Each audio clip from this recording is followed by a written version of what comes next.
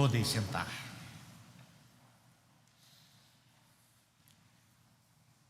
Caindo em si. Esta é uma reflexão sobre dois homens.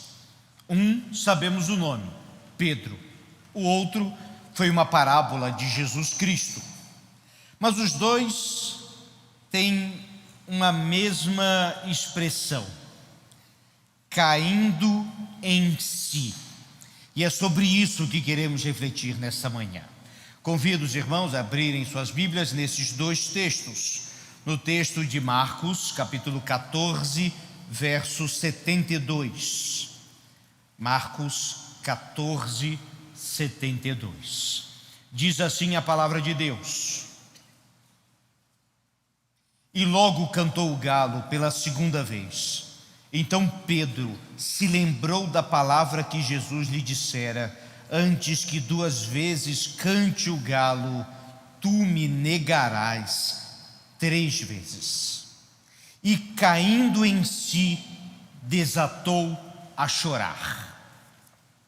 O outro texto em Lucas, capítulo 15, verso 17, diz assim: Então, caindo em si, disse: quantos trabalhadores de meu pai têm pão com fartura, e eu aqui morro de fome? Oremos. Pai, continua a falar ao nosso coração agora através da tua palavra, em nome de Jesus. Amém. Esta é a história de voltas e reviravoltas na vida destes homens aqui citados. Veja bem, caindo em si pode significar: mas quando ele recobrou o senso. Há uma tradução da Bíblia que diz assim: quando ele voltou à realidade. Ou outra, quando ele voltou a si mesmo. Mas uma expressão mais longa diria então: quando ele começou a refletir sobre tudo o que havia acontecido desde que caíra até aquele momento, mesmo sabendo que ele era culpado. Bem, para esclarecer, 2 histórias diferentes, contextos diferentes, mas um resultado muito semelhante. A primeira, a parábola do filho pródigo, conhecida parábola de Jesus, está lá no capítulo 15 de Lucas, chamada seção de achados e perdidos da Bíblia. Está lá a parábola da moeda perdida, será a parábola da ovelha perdida, e está também a do filho perdido. Essa história conhecida fala que um homem era um grande fazendeiro e tinha 2 filhos. O mais novo resolve cair no mundo. E a expressão cair no mundo se aplica muito aqui, porque ele caiu mesmo. E tendo pegado a sua herança e estando no mundo, caiu. Gastou tudo o que tinha e o que não tinha, perdeu tudo, incluindo os amigos. E quando veio grande fome naquela região, ele próprio passou fome e precisou trabalhar cuidando de porcos, e que para um judeu era uma coisa impensável. Mas o pior é que ele queria comer a comida do porco e não podia. E então ele, diz a palavra de Deus, o texto que lemos, caiu em si. Ele olhou para sua fome, ele olhou para seu estado, ele olhou para os porcos e descobriu que o porco estava melhor que ele. Caiu em si, se arrependeu e voltou para o Pai, que o recebeu de braços abertos. A segunda história é de Pedro, um dos discípulos mais fiéis, animados, eloquentes e participativos. Pedro tinha um temperamento forte, falava, tomava a frente, tomava as decisões, fazia o que tinha que fazer. Pedro era pescador, amado por Jesus Cristo. Mas houve, já no finzinho, ali na ceia, no momento da ceia e naqueles momentos, Jesus então adverte a Pedro: Pedro, você me negará 3 vezes, antes que o galo cante 2 vezes. Pedro, como sendo Pedro, vai dizer: de jeito nenhum, jamais te negarei. Bem, depois de Jesus preso, Pedro vai até a casa do sumo sacerdote onde Jesus estava preso. O que me chama a atenção nessa história é que Pedro não precisava ter ido lá, mas ele foi com outro discípulo. Olhando de longe, viu aquilo, estava se aquecendo num fogo que ele tinha, e então reconhecem Pedro: você é um dos que estavam com Jesus. E Pedro vai dizer: não sou. E vão insistir com ele, e ele vai insistir: não sou eu.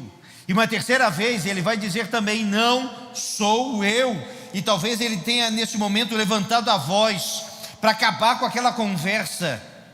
E então diz a palavra de Deus, meus irmãos, que Jesus Cristo vê e olha para Pedro de longe, e os seus olhares cruzaram.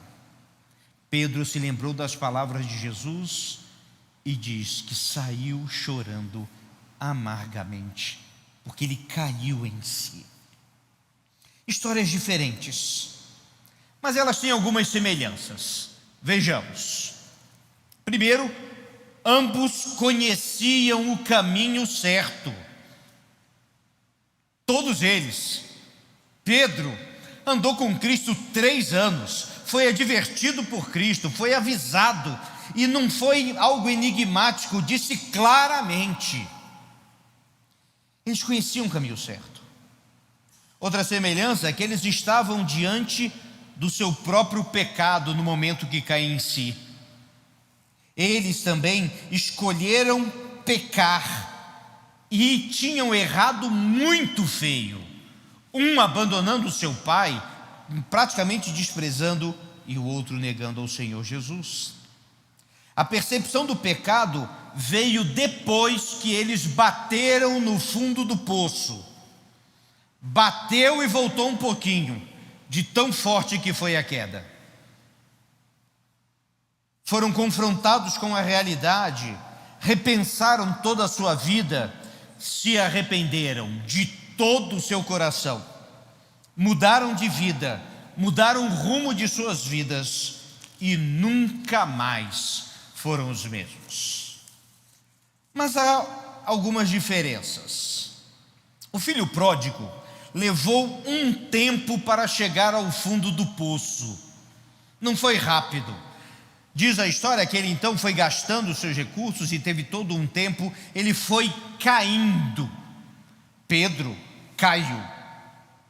Foi rápido.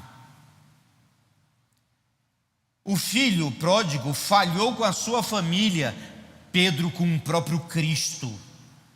O filho passou pela humilhação, fome e saudade de casa, Pedro passou pelo olhar de Jesus. O filho, ninguém o reconheceu enquanto ele estava com os porcos, Pedro o reconheceram. O filho estava só, Pedro com outros. O filho levantou e voltou. Pedro precisou de alguns dias, 3 exatamente, quando Jesus Cristo ressuscita. O filho achava que seu pai não o receberia. Jesus buscou a Pedro, o confrontou e o curou. Um era uma parábola, uma história. O outro foi vida real. Diante disso, meus irmãos, muitas lições. Primeiro, mudando de opinião. Qual foi a última vez que você mudou de opinião? Eu vi recentemente essa pergunta e eu achei ela no mínimo interessante. Qual foi a última vez que você mudou de opinião? Porque Pedro não queria mudar de opinião. O filho pródigo também não. Eu sei o que eu vou fazer com esse dinheiro, eu sei o que eu vou fazer com a minha vida, eu sei o que eu vou fazer com qualquer coisa. Veja, meus irmãos, não foi a primeira vez deles que eles mantiveram a sua opinião como teimosos. Aí, meus irmãos, que coisa extraordinária. Veja bem, Todos podemos e devemos buscar o arrependimento. Agora, se o seu coração egoísta acha que tem sempre a razão, então o problema é outro. Segunda lição: não espere demais. Não espere chegar no fundo do poço. Não espere chegar na porta do inferno. Não espere cair tão fundo. É interessante que a incapacidade humana de avaliar-se diante do pecado, porque inequivocamente todo grande pecador, quando confrontado, nega, não vê, está cego com seus próprios erros e pecados. E essa incapacidade humana é autoalimentada pelo próprio pecado. Não espere demais. Essa espera pode ser longa e desastrosa. Terceira lição: não seja impecável.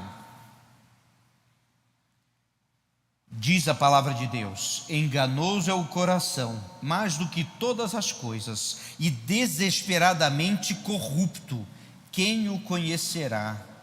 Um dos erros dos dois foi exatamente achar que não tinham erros e que não iriam errar.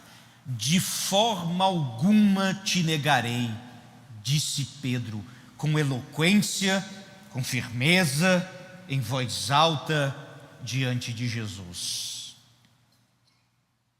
Encurte a distância entre o arrependimento e a tomada de decisão. É interessante, meus irmãos, encurte essa distância, porque parece que entre o arrependimento e tomar a decisão de cair em si e de mudar, às vezes está longe demais.